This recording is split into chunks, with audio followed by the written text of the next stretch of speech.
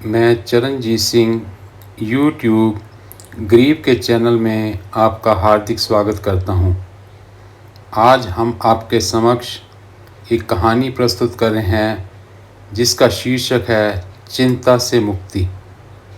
एक बार एक औरत एक डॉक्टर के पास गई और डॉक्टर ने अपनी नर्स को बोला कि इनका एक एक्सरे निकालिए। डॉक्टर ने जब एक्सरे को देखा तो उसकी पिक्चर क्लियर नहीं आई, तो उसने नर्स को दोबारा बुलाया और बोला कि इस पेशेंट का दोबारा से एक्सरे निकालिए। जब उस औरत को बोला गया कि आपका एक्सरे दोबारा लिया जाएगा क्योंकि एक्सरे की पिक्चर क्लियर नहीं आई, तो उस औरत का चेहरा गमहीन हो गया कि पता नहीं मुझे क्या बीमारी है जो डॉक्टर साहब ने दोबारा एक्सरे लेने के लिए बोला है। एक दूसरा व्यक्ति जो उस औरत के साथ ही बैठा था, उसने कहा, बहन जी, आप खामखा चिंता कर रही हैं। जब डॉक्टर साहब को आपके एक्सरे में कुछ साफ नहीं दिखाई दिया, तो आप क्यों सोच रही हैं कि आपको कोई गंभीर बीमारी है जो डॉक्टर साहब दोबारा एक्सरे के लिए कह रहे हैं।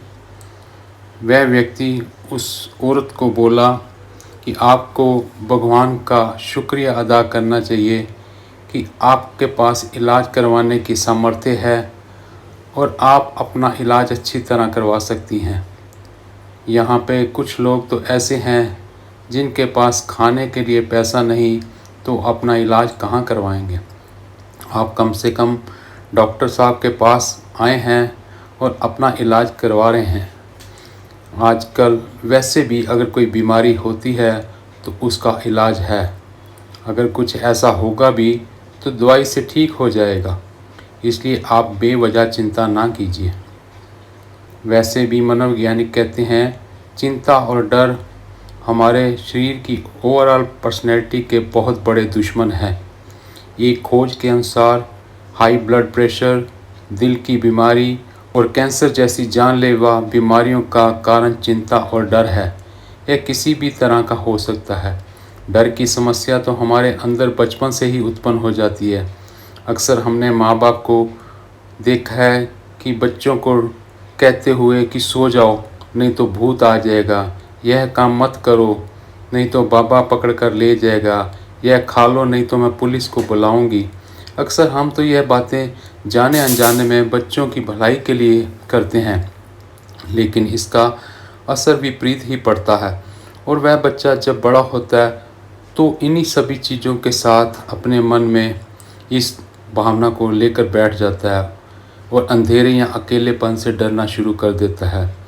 वैसे तो जन्म और मरण भगवान के हाथ में है, पर हम अपनी लंबी उम्र की कोशिश तो कर ही सकते हैं।